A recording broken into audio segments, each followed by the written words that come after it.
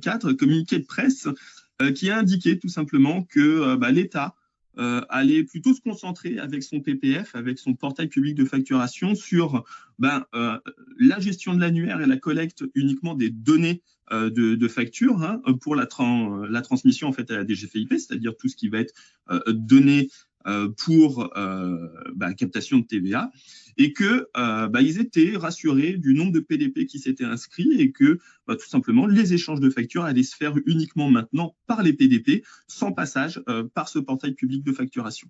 Donc, on axe tout, l'État axe tout sur la gestion des PDP entre elles, sur les transitions des factures. Merci Thomas. Donc, c'est une très bonne entrée en matière pour maintenant vraiment entrer dans le vif du sujet. Et donc, on va démarrer tout d'abord avec un petit contexte. Donc, comme vous le savez, cette réforme s'inscrit dans une volonté claire de renforcer la prévention et la lutte contre la fraude à la TVA. C'est un enjeu majeur pour l'État et ça représente plusieurs milliards d'euros de pertes chaque année.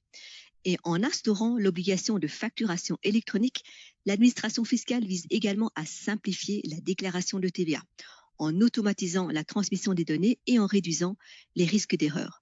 Mais au-delà de ces aspects réglementaires, cette transition vers une facturation numérique ouvre de nouvelles perspectives pour les entreprises. Parce que grâce à un suivi en temps réel de l'activité, les dirigeants disposeront de données plus précises pour piloter leur gestion financière. Et de plus, l'intégration d'une PDP obligatoire garantira la conformité des échanges et facilitera l'interopérabilité entre les différents acteurs économiques. Et puis enfin, cette réforme représente une opportunité stratégique pour renforcer la compétitivité des entreprises.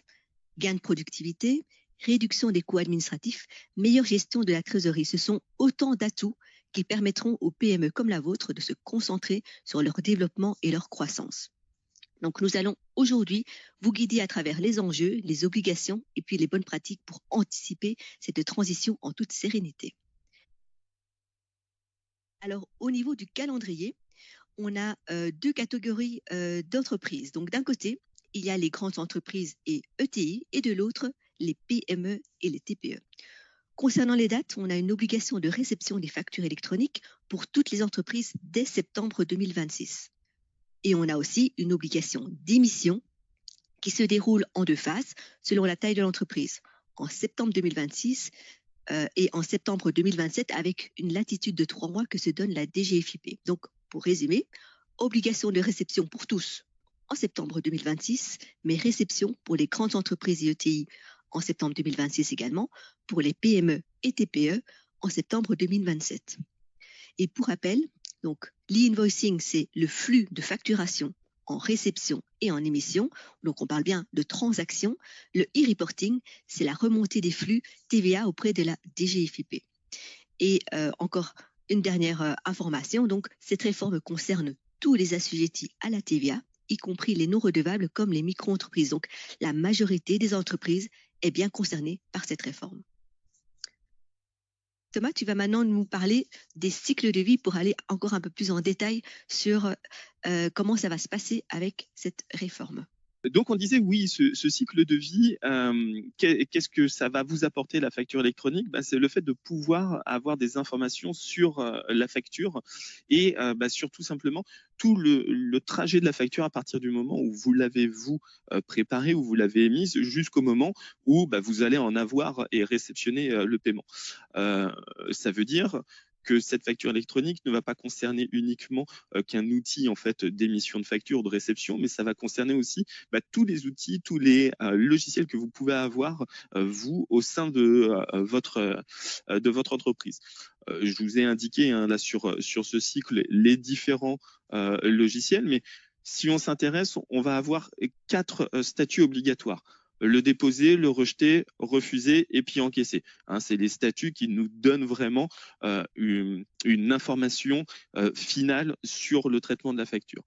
Maintenant, on va avoir aussi des statuts qui sont recommandés, qui sont libres. Alors, recommandé libre, la différence, c'est que tout simplement, au niveau de la facture au niveau de la réforme, il y en a certains qui sont recommandés tout simplement pour avoir le suivi correct de la facture. Par exemple, la mise à disposition, la prise en charge de la facture, c'est essentiel pour savoir où est la facture et puis aussi pour vous, après-demain, pour faire des actions complémentaires. La prise en charge, ça vous permet de savoir que votre client a bien réceptionné la facture et que vous avez la possibilité d'aller pouvoir le relancer. On a donc du approuvé, du paiement transmis. Et puis, je vous disais, on va avoir d'autres informations qui sont libres, qui là, vous nous donnez des informations complémentaires justement pour le suivi. Par exemple, une fois que la facture est prise en charge, ça se trouve, elle n'a pas forcément été acceptée directement par le client. Il a pu la mettre en litige, il a pu la suspendre. Une fois qu'il a mis en litige, que ça a été revu, il peut la mettre en complété, etc. Donc tout ça, c'est des informations qui vont transiter par ce cycle de vie de la facture et qui transiteront directement par votre PDP qui va gérer en fait les envois-réceptions des différentes factures. Thomas, qu'est-ce que tu peux nous dire sur le terme de PDP? Alors, le terme de PDP, PDP, ça veut dire plateforme de dématérialisation partenaire. C'est tout simplement des plateformes privées, c'est-à-dire derrière, on a différentes sociétés, des éditeurs de logiciels, des solutions de dématérialisation. Sedge, par exemple, qui est PDP, qui est éditeur de logiciels et qui va pouvoir en fait faire justement toutes les obligations liées à la réforme, parce qu'un PDP remplit un cahier des charges assez précis, a dû en fait déposer candidature auprès de l'État. Il y a une immatriculation qui est faite auprès des PDP avec un contrôle tous les 3 mois. Tous les 3 ans, cette immatriculation doit être refaite. On a des règles strictes par rapport à la sécurité en fait aussi sur le cloud, sécurité des données. Et puis ces PDP vont avoir aussi des obligations d'interopérabilité bien sûr avec les autres PDP, c'est-à-dire le fait de pouvoir dialoguer. Je vous rappelle que le dernier changement fait que on est obligé d'échanger entre PDP directement et on n'a pas d'autres portails d'échange, donc il va falloir communiquer avec ces autres PDP. Et puis bien sûr, vu que les données vont passer, on va faire du stockage, la signature en fait de documents, c'est-à-dire le verrouillage des documents pour qu'ils soient inaltérables, l'archivage de ceux-ci. Il y aura bien sûr donc cette certification et l'audit de sécurité que je vous disais. Tous les 3 ans, les PDP doivent être immatriculés de nouveau. Et puis, cette PDP permettra aussi d'avoir l'accès en fait à l'annuaire public et de faire cette mise à jour pour les clients sur l'annuaire. Maintenant, je vous ai parlé de ce PDP. Je voulais aussi revenir sur le circuit de la facture, parce que je vous parlais du cycle de vie de la facture. Je vous ai dit ce que c'était qu'un PDP. Je vous ai dit que l'État avait recentré tous les échanges au travers des PDP. Là, c'est le cas. Justement, on voit ce circuit de facture. On va prendre un exemple. L'entreprise A qui émet sa facture, quelle que soit en fait sa facture, va le déposer directement sur son PDP.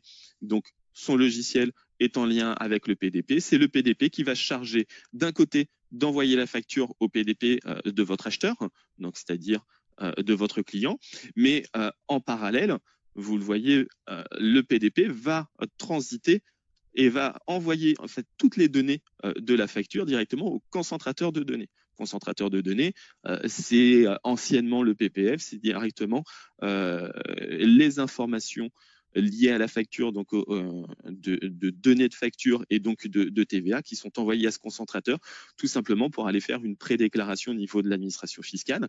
Et le PDP pourra aussi avoir l'information au niveau de l'annuaire entreprise pour savoir en fait vers quel PDP router, parce qu'on ne va pas avoir toutes les informations directement au niveau de notre PDP. On interrogera cet annuaire pour connaître le routage. Certaines sociétés sont en groupe, vont avoir des codes routage en fait à paramétrer, etc. Et c'est justement au travers de cet annuaire qu'on va pouvoir avoir ce routage et qu'on pourra en fait adresser le bon PDP au niveau de notre client. Donc vous voyez, maintenant il n'y a plus besoin de se positionner. Je ne sais pas si vous aviez déjà regardé, de savoir où on doit envoyer la facture. Le plus simple, c'est on a un PDP, on envoie au PDP, c'est lui qui s'occupe de tout faire entre les échanges avec les clients et la déclaration au niveau de l'administration fiscale. Alors maintenant que l'on a posé le contexte et les contours de la réforme, nous allons parler de la réponse de Sage pour vous accompagner dans la mise en application. Donc 2 mots à retenir, Sage Network. Donc Sage Network, c'est en effet notre réponse PDP. Concrètement, Sage Network, c'est notre plateforme unique, nativement intégrée à toutes nos solutions, qui fournit l'accès à la PDP Sage, mais également à tous les outils nécessaires à votre digitalisation et conformité. Donc, votre solution Sage reste le pivot central de vos données, de vos processus, et vous avez un ensemble de solutions, de fonctionnalités, de BI, d'archivage, d'intelligence artificielle qui vont vous accompagner dans votre digitalisation et transition vers la facture électronique, avec des gains d'efficacité et de productivité, mais également une réduction des délais de paiement pour une meilleure gestion de votre trésorerie. Sage Connect, par contre, donc c'est notre portail collaboratif, un point d'entrée unique qui va fluidifier de manière sécurisée, bien entendu, les échanges de factures avec tout votre écosystème. Et quand on parle de votre écosystème, on parle évidemment de vos clients, de vos fournisseurs, de votre expert comptable ou encore les banques et les administrations. Mais il faut aussi considérer les communautés de développeurs qui vont concevoir et développer des solutions sur mesure pour répondre aux enjeux des entreprises comme la vôtre. Donc, par le biais d'une marketplace, vous disposerez d'un large choix d'applications prêtes à l'emploi, développées et enrichies en continu. Et bref, vous bénéficierez d'un écosystème dynamique et innovant. Alors, la facture électronique, c'est un enjeu fort pour les entreprises françaises. Et c'est pour cela que Sage a la volonté de simplifier cette approche facture électronique pour tous ses clients, donc en intégrant sans surcoût nativement la conformité et la PDP à votre outil de gestion financière. Donc, en tant que client, votre solution Sage est prête pour la réglementation française en matière de facturation électronique. La conformité, y compris la connexion à notre PDP, est intégrée à votre abonnement. Donc, vous pouvez envoyer et recevoir des factures électroniques en toute simplicité. Pour en bénéficier, vous devez vous assurer de disposer de la dernière mise à jour de votre produit Sage. Alors Thomas, on va continuer notre quiz avec une nouvelle question et cette fois-ci à propos des cas d'usage. Que sont-ils devenus? Et on vous laisse encore quelques secondes. Voilà Thomas, que peux-tu nous raconter sur les cas d'usage? Eh ben, les cas d'usage, c'est bien de s'y intéresser parce qu'aujourd'hui, en effet, quand on va faire de l'émission de nos factures, on n'aura pas uniquement de la facture simple à envoyer et on va avoir en fait différents cas d'usage qui rentrent en compte. Vous le savez peut-être, certaines typologies de factures ne sont pas traitées de la même façon. J'en prends pour exemple les multilivraisons, les tiers payeurs, etc. Bah, là, on est sur des cas spécifiques et donc il y a des cas d'usage qui ont été pris en compte. C'était d'origine traité directement avec la facture électronique et là, ça a été maintenant tout simplement mis à la charge de l'Association française de normalisation, c'est-à-dire l'AFNOR, qui prend en fait la gestion de ces cas d'usage et qui va s'occuper en fait de réfléchir aux différents flux qui sont liés. Donc pour le moment, on n'a pas de spécification réelle liée à ces cas. On a un document qui est disponible qui s'appelle les spécifications externes qui est mis à jour régulièrement. Donc suite au dernier communiqué de presse, il y a eu une mise à jour qui a été faite quelques semaines plus tard. Et là, on sait que sur les cas d'usage, c'est l'AFNOR maintenant qui s'en occupe. Sage est en partenariat pour l'étude justement de ces cas et la conception de la réponse. On devrait avoir une publication. Alors, je vous donne une grosse louchette, publication courant 2025 justement sur la mise à jour de ces cas d'usage. Justement, je vous parle un peu date et je vous parle de ces mises à jour. Parlons un peu des étapes qu'on va avoir, nous, au niveau de Sage, pour le suivi en fait, de cette réforme et la mise en place de la réforme.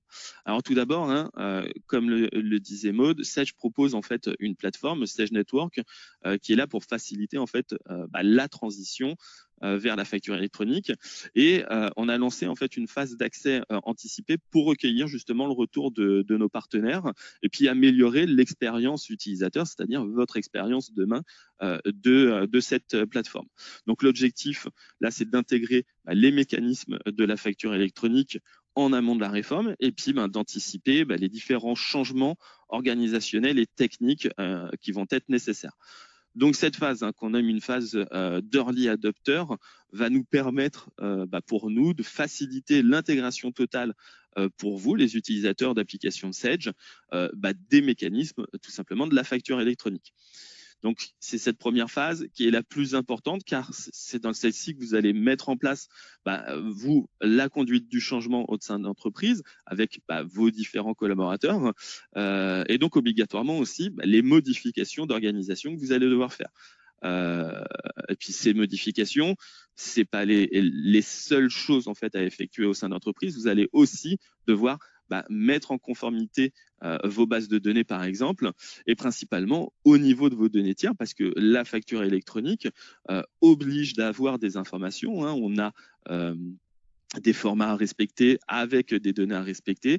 Je vous prends pour exemple le numéro SIRET.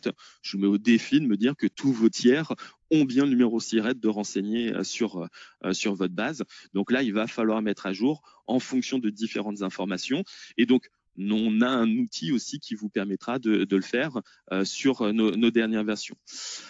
Nous mettons aussi en place l'utilisation, alors petit terme anglais, du Magic Link pour partager les factures avec les clients externes. Ce Magic Link, tout simplement, j'y reviendrai plus tard, c'est la possibilité de créer une plateforme d'échange avec vos clients qui n'utilisent pas, par exemple, la facture électronique, de façon à pouvoir récupérer directement via un lien hypertexte la facture que vous mettez à disposition. Donc vous vous souciez pas, vous utilisez tout simplement le portail, quel que soit votre client en face, qu'il fasse de la facture électronique ou non. Je rappelle que la facture électronique concerne les entreprises et pas forcément donc les particuliers. Si vous avez des clients particuliers, on aura en fait ce Magic Link qui sera disponible. Donc là, si on comprend bien, l'accent vraiment est mis sur l'anticipation et l'adaptation progressive avec une migration. Quand je dis une migration, c'est-à-dire une mise à jour en fait de vos logiciels qu'il va falloir effectuer le plus rapidement possible. Pourquoi le plus rapidement possible? Parce que on va commencer, vous le voyez sur le tableau, à effectuer des échanges à partir de 2026 et donc il faudra dès maintenant commencer à mettre à jour. Alors, on a aussi des automatismes complémentaires et des contrôles supplémentaires qui seront intégrés à la plateforme, notamment grâce à la synchronisation avec l'annuaire PDP. On pourra aller contrôler aussi des données et en parallèle en fait de notre outil de mise en conformité, on aura des informations complémentaires et donc une confirmation des données aussi avec l'annuaire PDP et l'annuaire entreprise tout simplement, donc c'est-à-dire les données que vous allez en fait valider auprès de l'annuaire.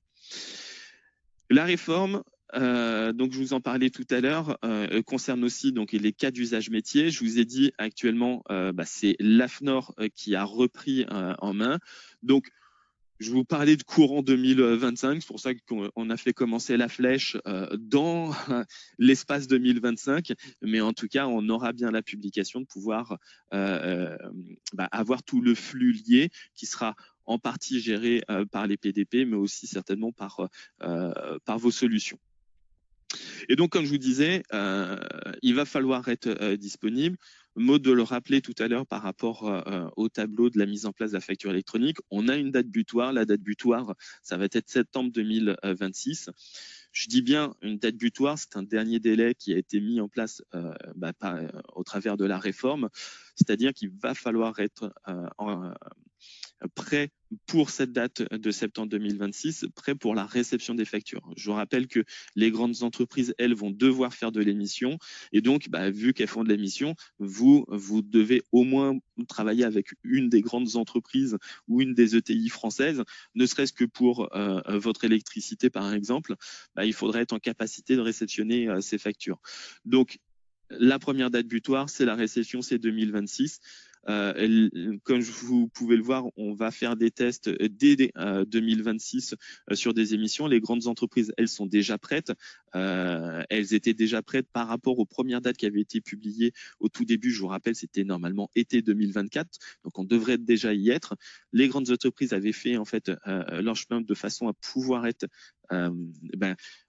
prêtes pour émettre les données. Donc dès 2026, elles vont commencer à émettre. Donc c'est important pour vous de bien faire le nécessaire, de faire tout le travail en amont, à ce que je vous disais tout à l'heure, d'anticiper, de vous adapter de façon à pouvoir en fait réceptionner au moins ces factures et les traiter dès 2026. Puis bien sûr, une fois que vous pourrez les réceptionner, nous chez Sedge, on ne fait pas juste l'un et puis après l'autre, on va tout faire d'un coup. C'est pour ça aussi qu'on va faire des tests progressifs pendant tout 2025 avec notre PDP qu'on a intégré, comme disait Maude.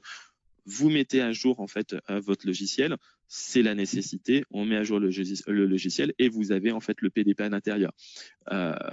Nous, on fait donc ces phases de test. On est en train de regarder tous les échanges et comme ça vous permettra vous de pouvoir faire la production. Une fois qu'on aura fait nos tests, qu'on aura regardé les échanges avec l'annuaire, les échanges de factures, que ce soit les échanges directs de invoicing ou les échanges tout simplement de données de e-reporting. On n'a pas trop reparlé du e-reporting, mais le e-reporting, c'est tout ce qui va être justement ces cas d'usage où on a des informations qui vont certainement partir en e-reporting, mais aussi tous les échanges qui peuvent être liés à l'international vers des clients particuliers. Tout ça, en fait, nous, on centralise. C'est des données en fait qui sont envoyées là plutôt par DCAD. Nous, on fait tous ces tests de façon à avoir le contrôle de toutes les informations, pouvoir les transmettre. Et puis, une fois que ce sera mis, qu'on aura validé sous ces tests, on pourra généraliser justement et passer en production pour tout le monde.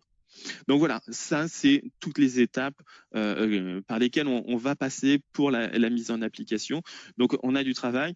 Maintenant, s'il faut bien retenir, on a plein d'étapes, mais pour vous, il faut vraiment anticiper le plus tôt possible de façon à pouvoir justement mettre en place chez vous, conduire cette conduite du changement et puis faire la mise en conformité aussi de vos données. Oui, en effet. Et donc, c'est vraiment se dire que la réforme de la facture électronique, c'est bien plus qu'une simple obligation réglementaire. C'est vraiment une opportunité stratégique pour les entreprises. Et pourquoi? Donc, ça va vraiment permettre d'accélérer la transformation numérique et donc optimiser la gestion financière. On se parle d'automatisation des processus, réduction de coûts liés au papier, diminution des erreurs et des délais de paiement. Bref, la digitalisation va apporter efficacité et sécurité. Elle va aussi faciliter le suivi en temps réel des transactions et améliorer la conformité fiscale. En intégrant des nouveaux outils, les entreprises ont gagné en productivité et compétitivité. Cette transition leur permet aussi de mieux exploiter leurs données financières pour une prise de décision plus éclairée. Et donc, plutôt que de voir cette facture électronique comme une contrainte, il faut l'envisager comme un levier d'innovation et de modernisation incontournable. Donc, aussi, votre solution Sedge, on vous l'a dit, va rester le socle pour vous accompagner et accélérer la digitalisation de votre entreprise. Thomas, je vois que tu étais très impatient de parler du Sedge Network. Maintenant, je te laisse la parole. J'ai eu le doigt qui a fait un petit spasme et qui a appuyé sur la souris. Je suis désolé.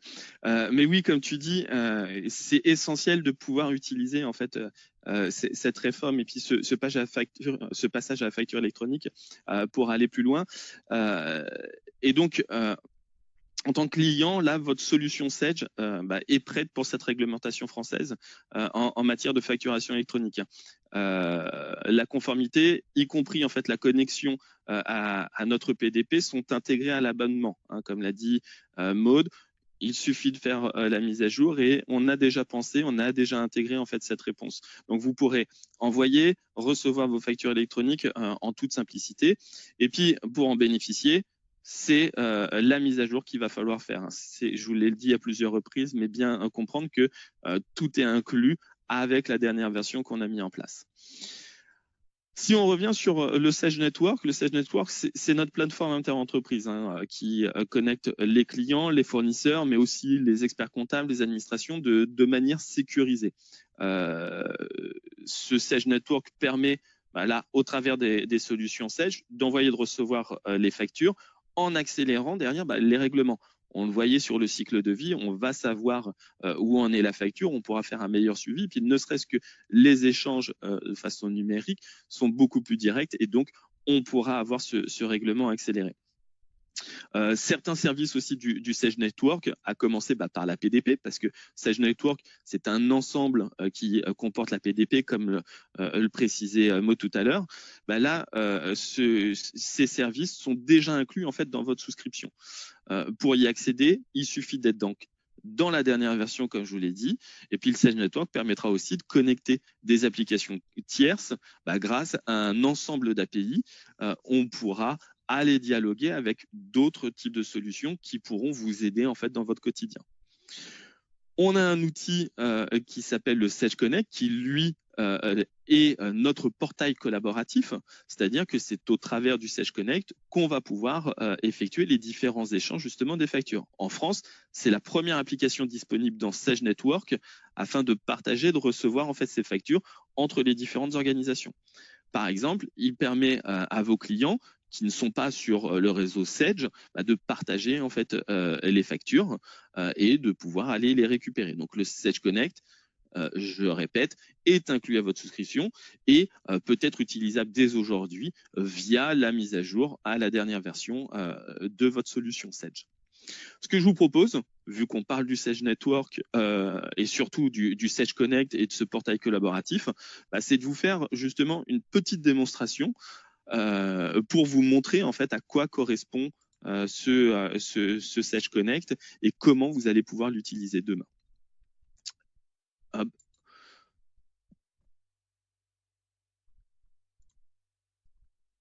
Et je vous mets... Est-ce que vous le voyez bien? Maud, tu vois bien la vidéo ou pas? Oui, parfait.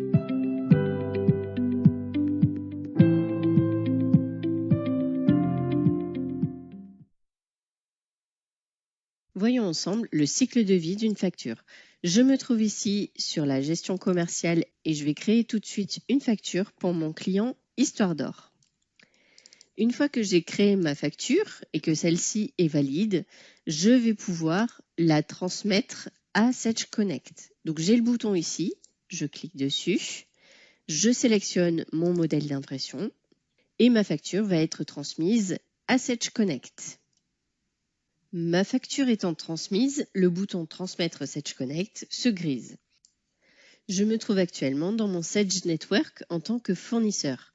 Je vais pouvoir retrouver ma facture dans la partie Transactions. Donc ici, je cherche ma facture 008. Je vais pouvoir utiliser les filtres et dire que je veux filtrer sur le numéro de facture par exemple. Et je vais pouvoir chercher ma facture 008. On voit qu'elle est bien mise à disposition de mon client. Donc maintenant, ce que je vous propose, c'est d'aller sur l'espace du client. Je bascule donc sur le Sage Network de mon client. Mon client va recevoir la facture au niveau de la boîte de réception. Donc j'ouvre ma boîte de réception et je visualise ma facture 008. Le client va donc pouvoir accepter la facture. Il peut la consulter en cliquant sur le trombone, ça va lui donner un aperçu. Et en cliquant sur la ligne, il va pouvoir approuver la facture. Donc je clique sur approuver. Je vais avoir un petit message qui me dit que la facture a été acceptée. Donc elle se retrouve maintenant dans la partie transaction. Au niveau de la partie transaction, je la retrouve sur l'onglet facture fournisseur. Elle a donc un statut qui a évolué en pris en charge. Je clique sur ma facture et je vais pouvoir l'approuver pour qu'elle soit acceptée côté fournisseur. La prochaine étape étant le règlement, une fois que celui-ci sera fait, je pourrai cliquer sur paiement envoyé. Allons voir ce qui se passe côté fournisseur. Donc je peux aller dans mon network, cliquer sur mon client Histoire d'Or. Et là, dans la partie transactions, donc je vais avoir vraiment que les transactions de mon client Histoire d'Or, contrairement tout à l'heure à mon onglet transactions où j'avais vraiment toutes les transactions avec tous mes clients. De la même façon, je retrouve des filtres, donc je vais pouvoir aller chercher ma facture 008 en indiquant le numéro de la facture et je vais pouvoir voir l'évolution du statut de ma facture. Donc on visualise ici qu'elle a bien été approuvée. Je peux rentrer sur cette facture, j'ai un bouton historique qui me permet de voir l'évolution de ma facture. On visualise bien que le paiement est en attente. Donc, lorsque mon client aura cliqué sur le bouton paiement envoyé, eh bien, le statut changera ici. Rebasculons côté gestion commerciale pour aller voir le cycle de vie de ma facture. Donc, je me positionne sur ma facture 008. Au niveau du menu fonction, j'ai une entrée cycle de vie facture et je visualise ici que mon statut est bien approuvé. On peut remercier Tiffany pour cette démonstration justement qui illustre bien tous les avantages en fait de la solution entre la comptabilité et notre Sage Connect qui va être directement intégré. Et puis quand je vous parlais tout à l'heure de ce cycle de vie de la facture, vous l'avez bien vu, entre les différentes phases de traitement de facture, de réception, approuvé, paiement effectué. Tout ça, en fait, on va pouvoir le retrouver directement et concrètement en fait dans la solution. Donc, je pense que c'est beaucoup plus simple en visualisation suite à une petite démonstration. Et puis, ça va vous emmener en fait cette facture électronique très concrètement avec à rentrer dans la digitalisation. Hein. Cette digitalisation qu'on parle depuis un certain temps, là, elle est vraiment en marche et pas.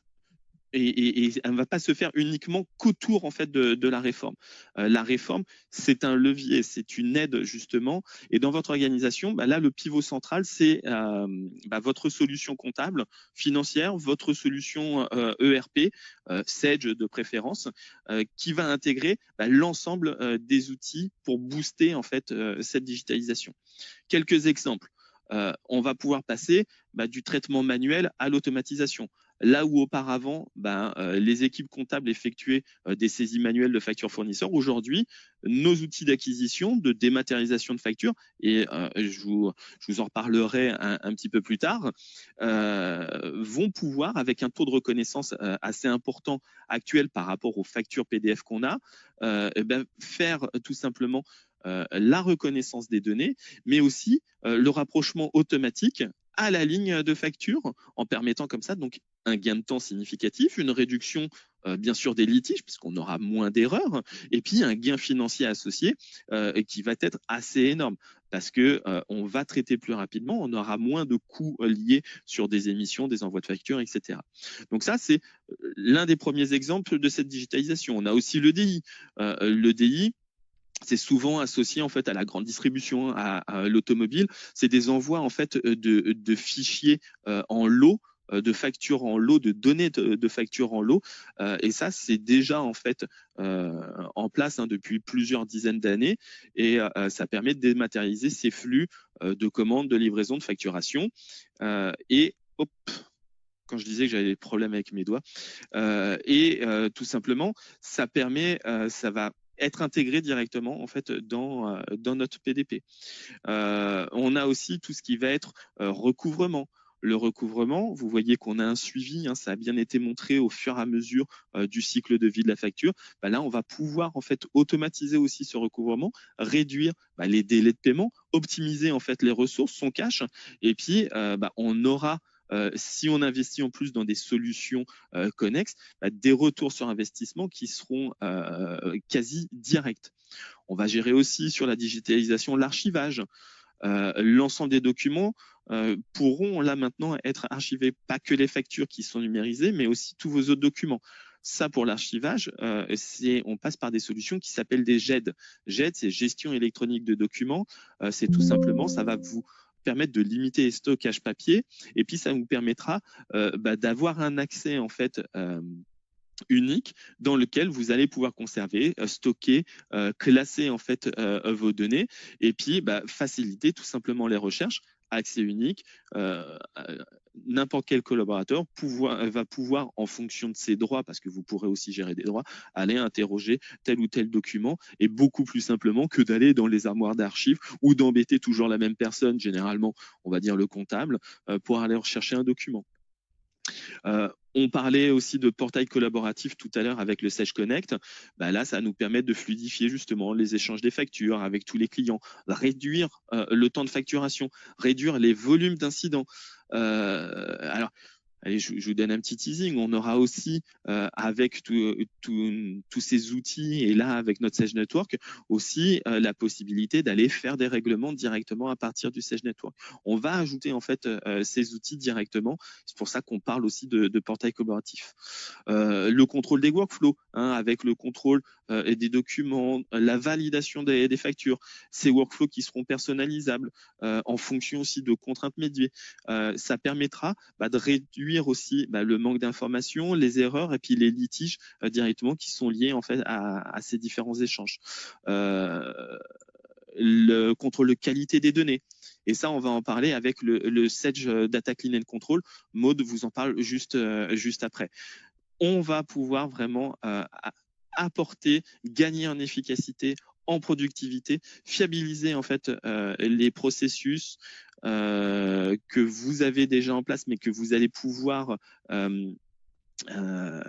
mettre encore plus en avant avec cette digitalisation, et puis tout simplement réduire les délais de paiement et améliorer votre trésorerie. La trésorerie, c'est le nerf de la guerre. Là, ça vous permet justement d'avoir les informations en temps réel et de pouvoir en fait faire rentrer l'argent plus directement et rapidement. Donc ces transactions, ces informations liées à l'entreprise, là sont une mine d'or. Elles sont sécurisées dans notre référentiel maître, qui est tout simplement SageSan.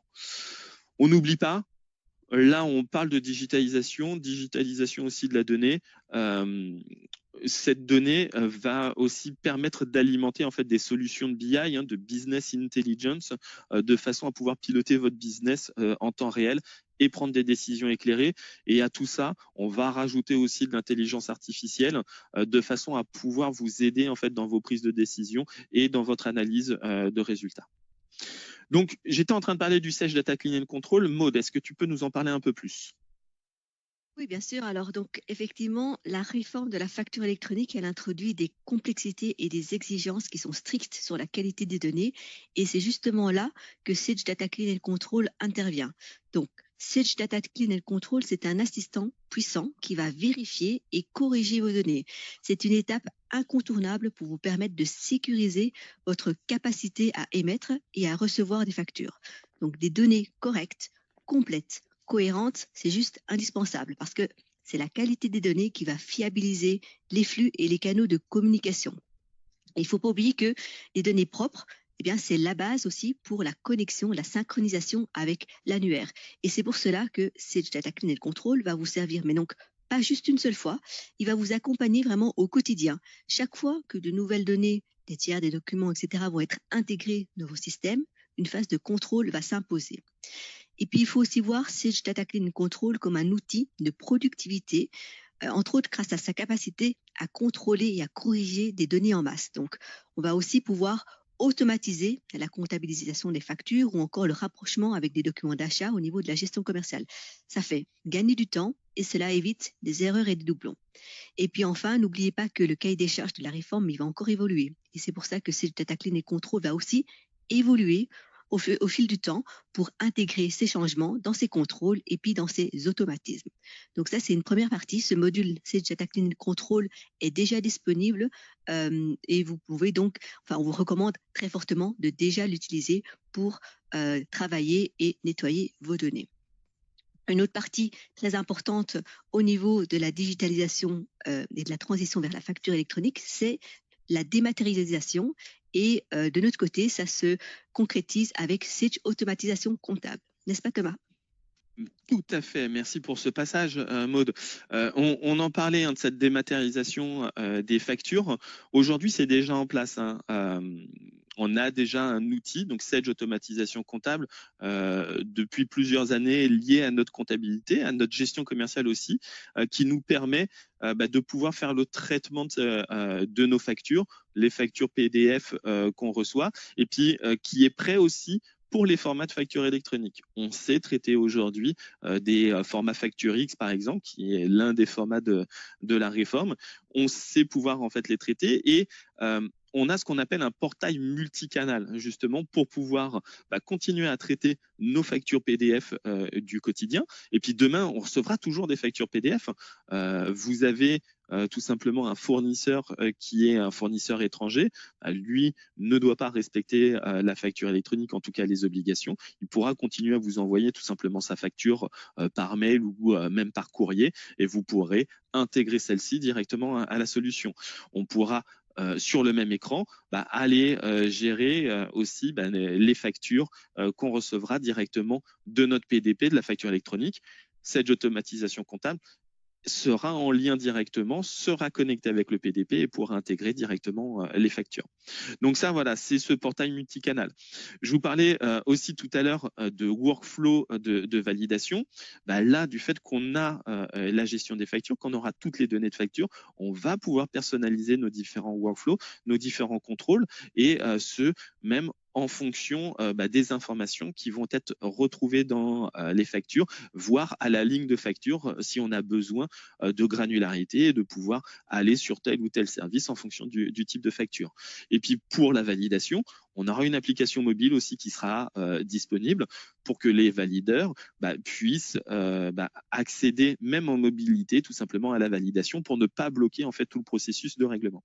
Je rappelle, quand je disais tout à l'heure qu'on va pouvoir accélérer en fait les règlements, vous allez le faire pour vos fournisseurs, mais eux, si ils profitent aussi de cette digitalisation, ils pourront, dans un sens, le faire aussi pour vous.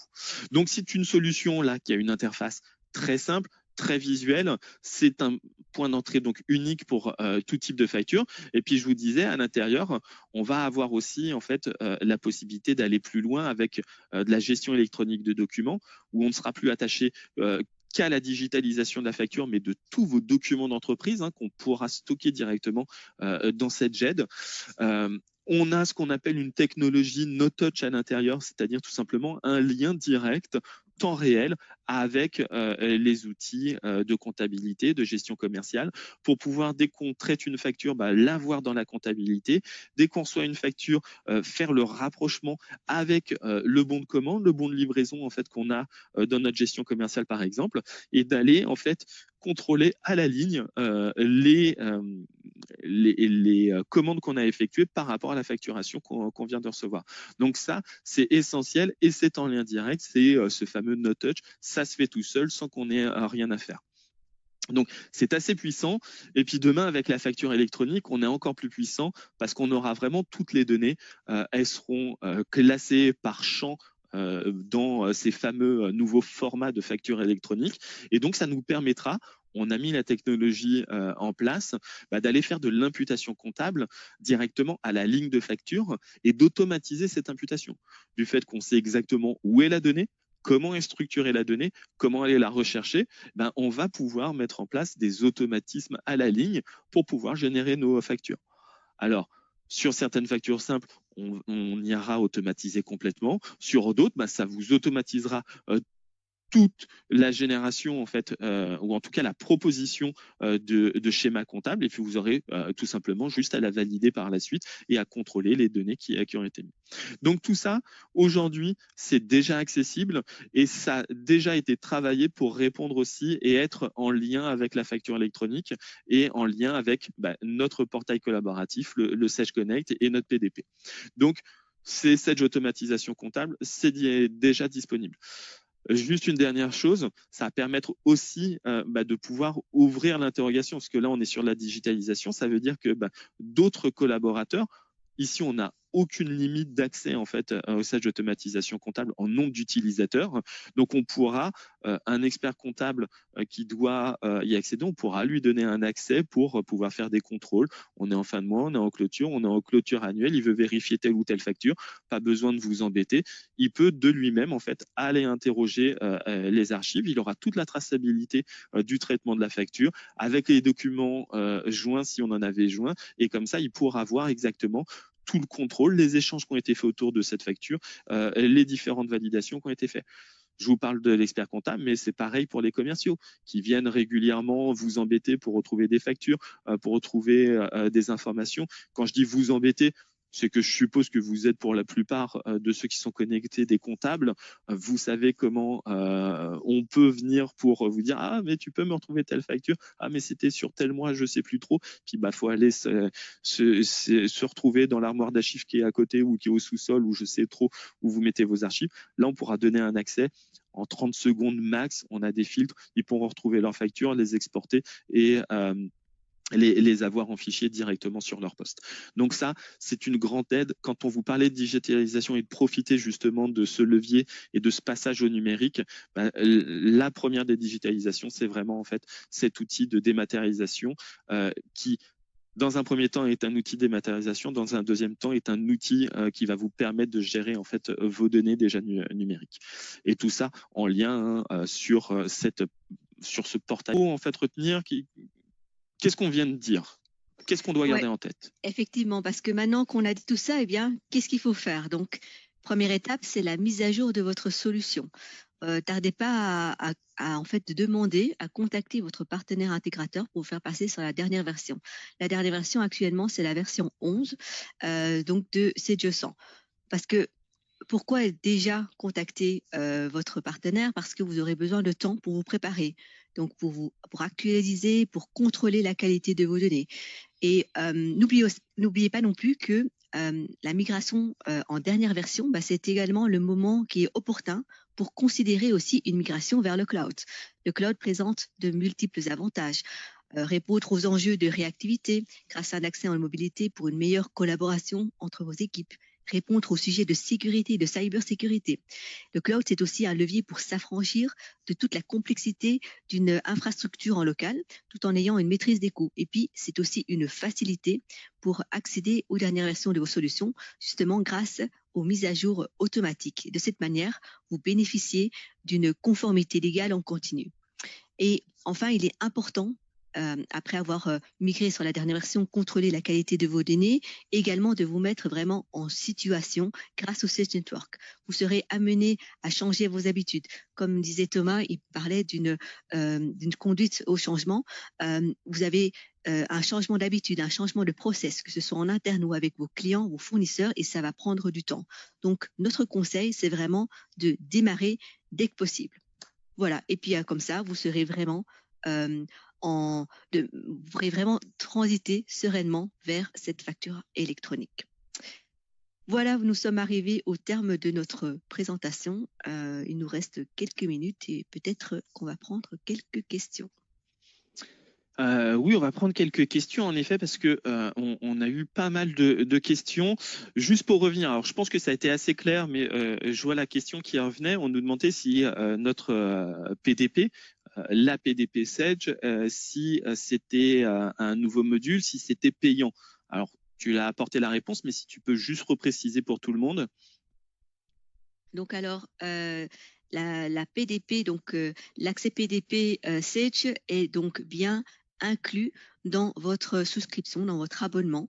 Donc, il n'y a pas de surcoût lié à cet accès PDP. Ça a été assez clair, super. Donc on avait des questions par rapport à la version, quelle version est la dernière version? C'est la version 11 en effet, comme tu l'as précisé, et comme tu l'as très bien précisé, pour ne plus se soucier en fait de savoir quelle version, c'est le moment aussi de passer en fait sur le cloud qui nous permet là de pouvoir avoir les mises à jour qui vont se faire en fait en automatique dès qu'on aura des modifications, des nouvelles versions parce que il faudra mettre à jour par rapport à des avancées de la réforme ou autre, ça se mettra directement à jour. Donc bien penser en fait à ce passage vers le cloud. Alors je suis en train de continuer à regarder en même temps que je parle et je sais pas faire deux choses à la fois les différentes questions. Alors, on a des questions par rapport au cas d'usage. Et pour le moment, je vais botter en touche parce que vu que ça a été récupéré par l'AFNOR et que maintenant on passe uniquement par des PDP, ça va faire pas mal de modifications sur ce qui avait déjà commencé à être réfléchi par l'État. Donc, on laisse de côté. On nous parle de l'option DCC. On nous demande est-ce qu'il faut l'avoir obligatoirement? Tu veux répondre? Je peux répondre. j'ai envie de dire, Excuse-moi, j'avais un problème de micro. Donc, alors, évidemment, ce n'est pas obligatoire, mais c'est très fortement conseillé, puisque comme on vous le disait, la donnée, c'est vraiment ce qui va être la base pour vous assurer que vous pourrez facturer correctement vos clients. C'est aussi la base pour pouvoir vous connecter à l'annuaire.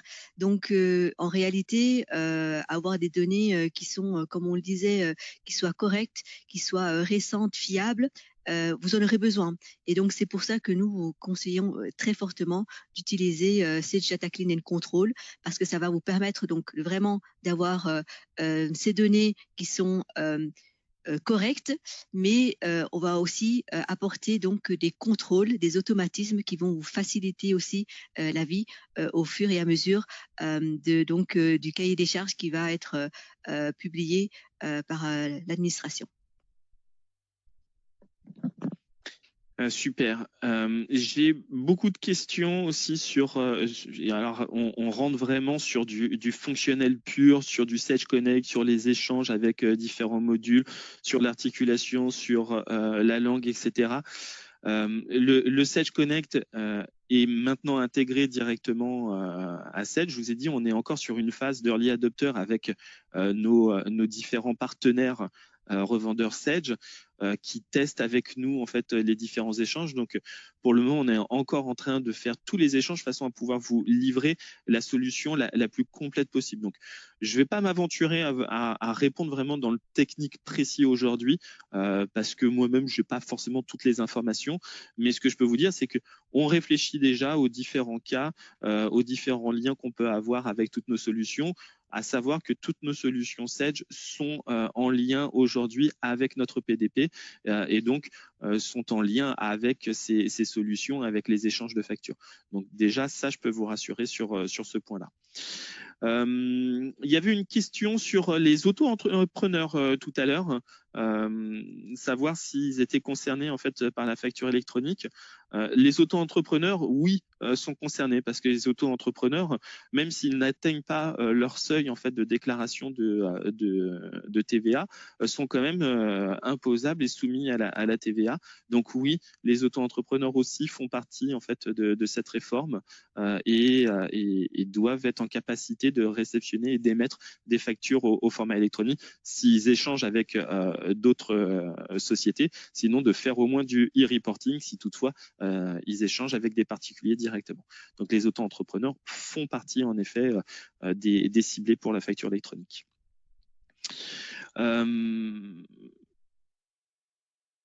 Après, j'ai quelques questions qui sont vraiment spécifiques liées aux solutions, aux fonctionnels.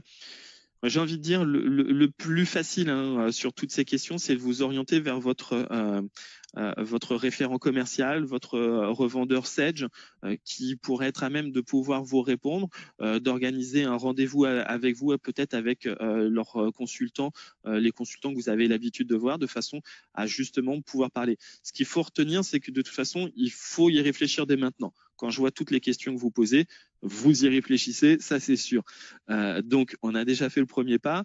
Maintenant, c'est prendre rendez-vous en effet avec vos différents interlocuteurs, justement pour faire un état des lieux, pour faire un audit en fait de votre fonctionnement interne et puis programmer justement cette mise à jour parce qu'elle est essentielle, on vous l'a dit, pour avoir accès aux dernières données, pour avoir accès aux dernières solutions, donc à notre PDP, au Sage Connect, mais aussi pour être vous en capacité de mettre à jour en fait vos données, de vous mettre en conformité sur les différentes informations de vos tiers. Donc, si on doit finir un mode, parce que j'ai beaucoup de questions justement où je pense que c'est le partenaire. Pour en finir, c'est prenez contact dès maintenant avec votre partenaire, avec votre interlocuteur privilégié de façon à pouvoir prendre rendez-vous et planifier dès maintenant votre changement, votre évolution vers les dernières versions et vers la